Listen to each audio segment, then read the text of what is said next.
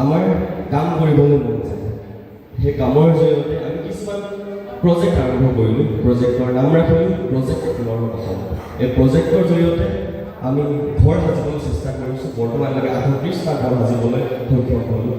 Animal centre আমাৰ সকলোৰে পৰিচিত এদিনা সময় লৈ মই সময় লৈ মঞ্চলৈ আমন্ত্ৰণ জনাইছোঁ আৰু তেখেতক ই লাইভৰ জটিলতা এৱাৰ্ড 2025 সন্মানিত কৰি মই সময় লৈ মঞ্চলৈ আমন্ত্ৰণ জনাইছোঁ।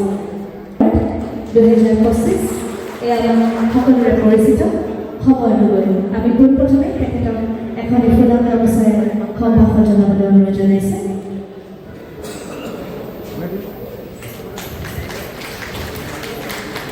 তেখেতলৈ ই লাইভৰ জটিলতা এৱাৰ্ডৰ ট্ৰফিটো আগবঢ়াবলৈ অনুৰোধ জনাইছোঁ।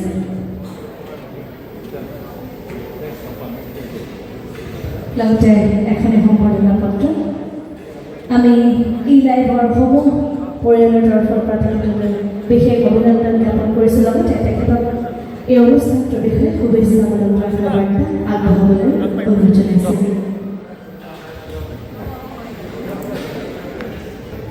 কি ক'ম ক'বলৈ যোৱাৰ আগত বাৰু মই ভাবি যোৱা নহয় কি ক'ম এইটো প্ৰিপেয়াৰ কৰা নহয়। মায়ে কৈ অনুষ্ঠান কেতিয়াবা যাবলগীয়া হয় বা হ'বও পাৰে, অলপ শিকি ল'লে কেনেকৈ কথা পাৰে তাতে কেনেকৈ মঞ্চ এখনত ক'ব লাগে। তথাপিও অভ্যাসটো আনিব পৰা নাই। তথাপিও মই ই লাইভৰ প্ৰতিজন কৰ্মকৰ্তালৈ জনাইছোঁ। কিমানখিনি যোগ্য মই নাজানো, তেওঁলোকে চাগে কিবা নহয় কিবা এটা দেখা পাইছে, মোৰ কামৰ কিবা নহয় কিবা অংশ তেওঁলোকে ভাল পাইছে। সেইকাৰণে এই সন্মান দিয়াৰ বাবে আকৌ এবাৰ প্ৰতিজন কৰ্মকৰ্তালৈ বহুত বেছি ধন্যবাদ। আচলতে যিবিলাক কাম কৰি গৈ আছোঁ ভিডিঅ'ৰ যোগেদি বহুত অসমৰ ৰাইজে দেখা পাইছে। ভিডিঅ'ত মাত্ৰ 5 মিনিট বা 10 মিনিট মানে ভিডিঅ' এটা দেখা পায় হয়, কিন্তু তাৰ আঁৰত যিবিলাক থাকে সেইবিলাক আমি দেখা পাওঁ। আমি যদি কাৰোবাক নিজৰ কণমানি ল'ৰা ছোৱালীলৈ লেট্ৰিনত শুই থকা দেখা পাইছোঁ, কুমুদ ওচৰতে খোৱা বোৱা ওচৰতে পৰে, তেনেকুৱা পৰিস্থিতিত আমি মানুহ দেখা পাইছোঁ। আমি দেখা পাইছোঁ ঘৰ চালি নথকাৰ বাবে লেট্ৰিনত গোটেই ৰাতিটো বৰষুণ দিয়াৰ বাবে পাৰ কৰিবলগীয়া এগৰাকী আই। আমি দেখা পাইছোঁ ককা এজনক যিজনে যোনখন কাঁহীত ভাত খাইছিলে সেই কাঁহীখন অলপ পাছতে নিগনি আহি পেলাই গোটেইখিনি খাই গৈছে। তেনেকুৱা পৰিস্থিতি আমি বহুতকেইজন ব্যক্তিক যেতিয়া আমি দেখোঁ নহয়, আমাৰ কাম কৰিবলৈ মন যায়। সেই কামৰ জৰিয়তে আমি কিছুমান প্ৰজেক্ট আৰম্ভ কৰিলোঁ। প্ৰজেক্টৰ নাম ৰাখিলোঁ প্ৰজেক্ট ফুলৰ অসম। এই প্ৰজেক্টৰ জৰিয়তে আমি ঘৰ সাজিবলৈ চেষ্টা কৰিছোঁ। বৰ্তমানলৈকে 38টা ঘৰ সাজিবলৈ সক্ষম হ'লোঁ। এনিমেল চেণ্টাৰ এখন আমি সাজি আছোঁ জীৱ জন্তুৰ কাৰণে। এনিমেল চেণ্টাৰখন উজনি অসমত যিহেতু এনিমেল চেণ্টাৰ নাই, ইয়াৰ প্ৰথমখন এখন এনিমেল চেণ্টাৰ হ'ব, য'ত বাটত যদি জীৱ জন্তু যেতিয়া দুখ হ'ব যিকোনো জীৱ জন্তু আমি তাত ট্ৰিটমেণ্ট আদি কণমানি সন্তান তুলি লোৱা হৈছে, সিহঁতক পঢ়ুৱাই থোৱা হৈছে বা এয়া হৈছে প্ৰজেক্ট ফুলৰ অসম। আমি মাত্ৰ চেষ্টা কৰি গৈ আছোঁ যে সোণৰ অসমখন গঢ়ি তুলিবলৈ। কাৰণ সোণৰ অসমৰ কথা যেতিয়াই কওঁ সকলোৰে দৃষ্টিত বেলেগ বেলেগ ধৰণৰ বা ই লাইভৰ আপোনাৰ মোৰ দাদাসকলৰ সকলোৰে দৃষ্টিত বেলেগ বেলেগ। মোৰ সোণৰ অসম য'ত এজন মানুহে আন এজন মানুহক মৰম কৰে, য'ত আমি হিংসা ভাৱ নাৰাখোঁ, য'ত আমি আনৰ উন্নতিৰ কথা ভাবোঁ, য'ত আমি কাজিয়া পাচাল নকৰোঁ, য'ত আমি মাত্ৰ মৰম বিলাম, এনেকুৱা এখন অসম যেতিয়া আমি গঢ়ি তুলিব পাৰিম, সেয়া হৈছে মোৰ মতে মোৰ দৃষ্টিত সোণৰ অসম। আমি চেষ্টা কৰি যাম, যিমান পাৰিম কাম কৰি যাবলৈ চেষ্টা কৰি যাম। আৰু এটা গুৰুত্বপূৰ্ণ কথা মই ক'বলৈ বিচাৰিছোঁ, যিহেতু মই যেতিয়া কণমানি ল'ৰা ছোৱালী দেখোঁ মই প্ৰায় ক'বলৈ চেষ্টা কৰোঁ যে ভাল কামৰ একো তুলনা কৰিব পৰা নাযায়, যে ই বহুত ভাল কাম কৰিছে, ই কম ভাল কাম কৰিছে, ই 10 টকা দিব পাৰিছে কাৰণে কম ভাল কাম কৰিলে, কোনোবাই 10,000 টকা 1 লাখ টকা 1 কোটি টকা দিলে কাৰণে বহুত ভাল কাম কৰিছে, কোনোবাই ঘৰ সাজিছে কাৰণে বহুত ভাল কাম কৰিছে, কোনোবাই কাৰোবাক কিবা এটা কৰি দিব পাৰিছে কাৰণে ভাল কাম কৰিছে, কোনোবাই কাৰোবাক পঢ়াই আছে কাৰণে বহুত ভাল কাম কৰিছে। তাৰ তুলনা কৰিব পৰা নাযায়। যেতিয়া আমি তুলনা কৰিম সেয়া ভাল কাম হৈ নাথাকিব। চবে বিচাৰিব যে মই বেছিকৈ ভাল কাম কৰিছে বুলি ক'ব। যেতিয়া আমি এই তুলনাটো আঁতৰাই দিম তেতিয়া সঁচা অৰ্থত ভাল কামৰ অৰ্থটো ওলাই পৰিব।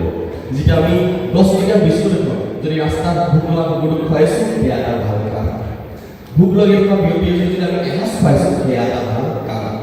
এই সকলোখিনি ভাল কাম আমি নিজৰ নৱপ্ৰজন্মক বুজাব লাগিব। কিয় পানী বটলটা আমি ৰাস্তাত পেলাব নালাগে, আমি ইফালে সিফালে ঘূৰি ফুৰোঁ, যি টি খাই থাকে আমি পেলাই দিওঁ আমি নেভাবোঁ যে আমাক কোনোবাই চাই থাকিব পাৰে কোনোবাই ল'ৰাই চাই থাকিব পাৰে এইখিনি দেখি পেলাই তেওঁলোকে শিকিব তেওঁলোকে কৰিব তেওঁলোকক দেখি পেলাই আকৌ কোনোবাই কৰিব তেওঁলোকক দেখি পেলাই আকৌ কোনোবাই কৰিব এইটো এটা চাইকেল হয় এই চাইকেলটো চলি থাকিব এইটো চেঞ্জ কেতিয়া কৰিব পাৰি যেতিয়া আমি তেওঁলোকক বুজাব পাৰিম যে সেই বটলটো যে তই পেলাইছ সেই পেকেটটো খাই পেলাই বা গোটা পেকেটটো খাই পেলাই যে আপোনালোকে পেলাইছে সেয়া আমি কাৰোবাক এটা বেয়া শিক্ষা দিছোঁ এই চেঞ্জটো যেতিয়া আমি দিব পাৰিম এটা পজিটিভ চেঞ্জ এটা আহিব যোনটো চেঞ্জৰ কাৰণে আমি কাম কৰি গৈ আছোঁ আমি মাত্ৰ এটা দিশ দেখাবলৈ বিচাৰিছোঁ যে পজিটিভ নিগেটিভ দুটা থাকিব কিন্তু এই পজিটিভ দিশটো আমি যিমান পাৰিম যদি আমি নিজৰ নৱপ্ৰজন্মক দেখুৱাবলৈ যিমান আমি নৱপ্ৰজন্মক দেখুৱাবলৈ পাৰিম ইয়াত এটা নতুন এটা কৃষ্টি নতুন এটা সপোনৰ সৃষ্টি হ'ব এটাই জীৱন এই জীৱনটো কেতিয়াও ঘূৰাই নাপাওঁ